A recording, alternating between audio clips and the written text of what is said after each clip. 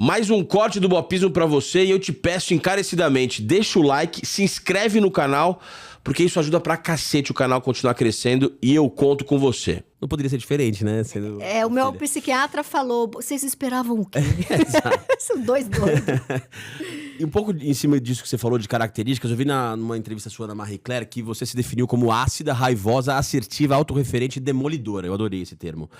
Que tem aquela coisa que você falou que tem 2 tipos de cronista, né? O demolidor e o lírico, eu acho. Sim. Mas vi também que você tá tentando ser mais doce. Que você tá numa busca na sua análise de tentar ser mais doce. Acho que eu menti em alguma entrevista. Quero ser mais doce, não. Não, Doce cacete. é doce, porra. Uma merda, é tão galera, né? Aquela coisa. Fofa, não, é igual minha filha. Às vezes eu espero que ela seja doce e vem uma porrada. Não, sim, acho que tem... Termina a pergunta, acho que sim, tem essa busca. Não, eu queria saber quais são as virtudes suas que você mais gosta e os seus defeitos que você menos gosta, Tati. Eu acho que virtude é força de trabalho, porque, assim, o meu analista, ele fala que eu sofro em movimento. Então, assim, eu posso estar deprimida, eu tô fazendo coisa. Eu posso ter terminado um relacionamento, eu tô podre, eu tô fazendo coisa. Sei lá, tô preocupada, minha filha tá com uma gripe que não sara, eu tô... Então, assim, eu sofro em movimento, né? Então, acho que isso... Isso é muito bom, hein? Eu acho que isso é uma coisa que eu admiro em mim, né? Mas também é uma coisa que, assim, eu tenho muita preguiça de gente... que chega aos 40, 50 anos, eu não sei quem eu sou, eu não sei o que eu quero fazer da vida, né? Geralmente herdeiro, porque você chegar aos 40 anos sem saber o que você quer fazer da vida... 40 anos sem fazer porra Porra, herdeirão, né? Então, acho que isso é uma coisa que eu admiro. Uma coisa que eu não admiro tanto tá justamente nessa pergunta que você fez, né? Eu acho que essa coisa meio trator... Às vezes, eu não percebo que eu falei de um jeito com a pessoa e ela chateou, né? Porque eu também fui forjada numa época de publicidade que não tinha doçura, né? As pessoas falavam, tá ruim, refaz, daqui 2 horas é a reunião. Eu voltava para minha mesa e fazia 80 opções. E acho que minha força de trabalho vem disso, né? Essa época que eu trabalhei em publicidade, anos 2000 até 2010... Que era isso. Claro que tem assédio moral, que é outra coisa, né? Eu tive pessoa que rasgou o trabalho e falou, limpa sua bunda com isso. Aí é assédio moral. E passei muito por isso. Agora, alguém que fala, cara, a reunião daqui a 2 horas e você não entendeu o que era pra fazer, eu preciso que você volte e refaça. Séria e meio brava, porque afinal de contas tem muito dinheiro envolvido, eu não acho que é assédio moral. E às vezes eu, no meio de 10 coisas que eu faço ao mesmo tempo, eu posso falar assim com as pessoas, né? E eu acho que uma coisa que eu percebi que eu preciso tomar cuidado é que às vezes você pega a pessoa num dia que ela tá com uma questão de saúde mental e aquilo é a gota d'água para de repente desencadear algo muito ruim, né? E então eu preciso nesse sentido, e já tenho feito esse trabalho há um tempo, olhar mais para a pessoa, sabe? Já aconteceu assim da pessoa ficar destruída porque eu falei, puta, precisa refazer. Não ficou destruída pela minha frase, mas a minha frase foi a gota d'água de um processo que ela vinha há 3 anos, né? Porque eu também fico amiga da pessoa, quero saber dela. Esse é talvez uma outra questão, assim, que... Eu acho que todo mundo é família minha. Acho que como a minha família é muito pequena, eu tenho uma coisa, assim, que todo mundo que trabalha comigo, eu chamo para os natais na minha casa. Então, a pessoa, quando leva uma bronca, fica meio... Eu sou amigo ou eu trabalho para ela? Né? Então, isso é uma coisa que eu tenho olhado, porque eu tive algumas questões relacionadas a isso. Você parece se exigir muito, se cobrar muito. Você acha que isso também reflete na sua cobrança e exigência com as pessoas que te orbitam? Então, exatamente. Exatamente, mas eu tenho dor no corpo, eu tenho enxaqueca, eu tenho gastrite, e então eu preciso ser doce comigo também. Sim. Né? Mas eu tenho uma coisa muito... Eu acho que eu tenho uma... E que eu acho que isso é bom, mas às vezes também... Eu tenho pavor de ficar sem grana, porque eu já fui sem grana, né? Então, acho que minha força de trabalho vem disso também, né? De não faltar nada para meu pai, não faltar nada para minha mãe, não faltar nada para minha filha. Então, eu também fico muito... Precisa dar certo, precisa dar certo, precisa dar certo. E eu tenho uma coisa que, assim... Eu tenho 5 projetos hoje que deram certo, porque, na verdade, eu lancei 60. Não tem isso de você ficar amarrado numa ideia, né? Você lança 30 e 3 dão certo. Que é uma coisa que a gente aprende em publicidade também. Então, para eu ter 5, 6 coisas hoje que são ouvidas, são lidas e gostadas, eu fiz outras 40 que não deram certo, né? Então, essa coisa de atirar para todo lado... começou a pesar um pouco agora que eu estou mais próxima dos 50, né? Tá sentindo isso? Com o passar do Eu tempo? tô sentindo isso porque, junto com isso, vem também meus pais envelhecendo e eu tendo que cuidar, e a minha filha pequena. Quando não tinha meus pais precisando tanto de mim e eu não tinha uma filha pequena, a minha vida podia ser dedicada só a ficar atirando para todo lado, né? Hoje em dia, se dá 6 da tarde, eu tô exausta, e minha filha tem uma questão que ela me traz, se eu tô exausta, eu não consigo resolver.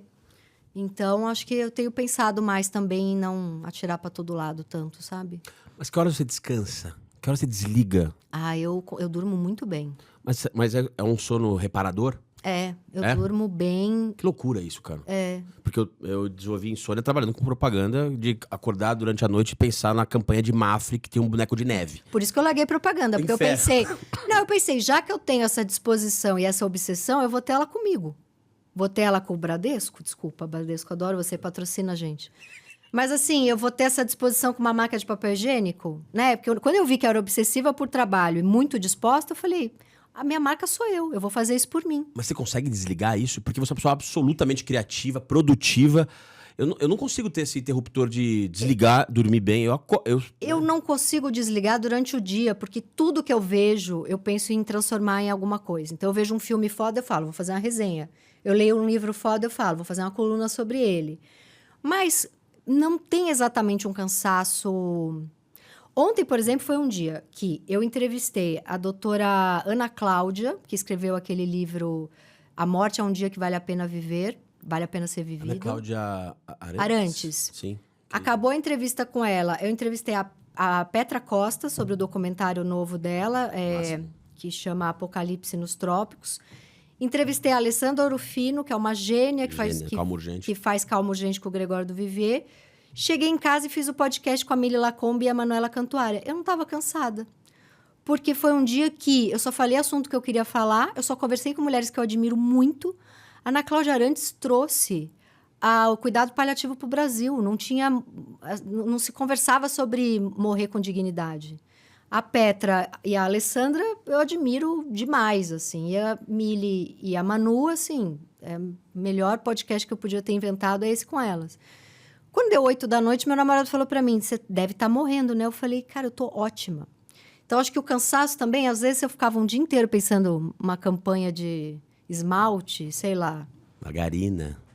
Eu ficava, sabe, eu não gostava de fazer aquilo. Sim. Mas demorou para cair a ficha. Porque a profissão é muito sedutora, né? Propaganda eu acho uma profissão absolutamente sedutora. Porque é isso, né? Eu vejo meus amigos que têm áreas mais... Trabalham com... Ganha dinheiro muito rápido. Propaganda?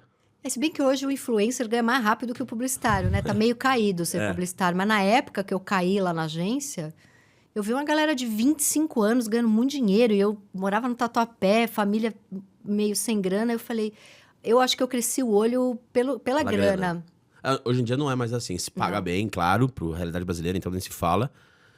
Eu ainda faço alguns freelas de... Você é redatora também? Sim. Também faz freela de redação? Não freela exatamente como redatora, mas minha vida é pensar em monetizar tudo que eu faço. Sim. Eu penso publicidade o tempo inteiro, né? Mas alguma agência já te chamou recentemente pra você... Chama, mas aí é pra pensar conteúdo, por exemplo, vai fazer uma sériezinha pro site da marca. É mais pra... Branded content, assim. Exato, Entendi. Mas assim, não entrei...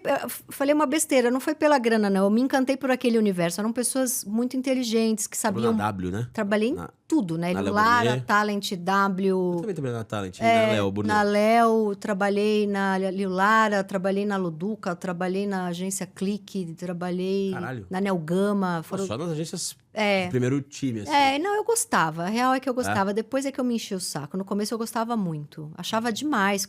Porque também a minha mãe vendeu isso pra mim quando eu era adolescente, assim. É o mais perto que você chega de ser escritora, só que é uma profissão, Sim. né? Então... Eu tenho uma teoria que todos os publicitários são frustrados. Os redatores queriam ser escritores, os diretores de arte queriam trabalhar com cinema. Né? Exato. Você tinha obsessão por Cannes na época? Eu fui uncreative. Você foi? Na verdade, eu fui meio forçada, assim, porque eu fui finalista, aí eles escolheram acho que 8, eu fiquei em 9º. Ai, que ódio. Aí o meu chefe na época, que era um cara muito legal, o Pedro Cabral, que era dono da agência Clique, ele viu o meu desespero e ele fez um combinado comigo. Ele falou, ó, eu vou pagar a cota para em vez de 8 e 9, e você vai ser Young, então. Young Lions. E só que aí, em contrapartida, lá você vai entrevistar um monte de gente pro meu livro, que ele queria lançar um livro sobre a história de agências de internet, principalmente a agência Clique. Então, eu fui a Young Creative do 9º lugar. Foi. Mas foi demais, foi Parabéns. demais. Não, e eu tenho uma história muito boa dessa viagem, porque eles atendiam Ford, Fiat. E aí eles iam levar o VP da Fiat. E eles reservaram uma suíte presidencial no hotel mais foda, que era a Madonna tinha ficado na suíte presidencial, para puxar o saco desse VP. E 3 dias antes, o VP, acho que nasceu o filho dele, ele avisou que não ia. Puta merda. Aí a agência ligou lá para tentar pegar o dinheiro de volta e não devolviam. Aí meu chefe falou, cara, Você vai ficar na... já que ele não devolve o dinheiro, Você tá brincando? eu fiquei na suíte presidencial do... Que a Madonna tinha ficado. Não sei se era nessa, né? Mas era assim, Mas na tá, época, Aham. eu tinha 25 anos. Na época, a diária já era tipo 3 mil euros, 2 mil euros, uma coisa assim. Só que eles não iam devolver o dinheiro pra agência. Então, já que ia perder e ninguém da agência tava indo, o meu chefe tava indo, mas ele já ia ficar num outro lugar mais foda ainda, né? Eu fiquei nessa... Eu dava festinha lá, porque era maior... O dia que eu cheguei, nem existia... Eu nem tinha o celular com câmera, né? Eu levei uma máquina fotográfica que filmava. Eu ficava filmando o banheiro. Pra depois mostrar pra minha mãe, sabe? Irado. Aquilo foi bizarro. Incrível. Foi bizarro. Incrível. Foi incrível. Caralho. Você tem essas filmagens ainda? Não, eu tentei achar outro dia, mas assim, era um chuveiro com 30 jatos. Eu falei, cara, não vou conseguir mais ir embora. Como é que eu vou voltar pra minha vida? Caralho, que máximo, velho. A propaganda tem suas belezas. Se precisar de um freela aí de redator, tô na pista.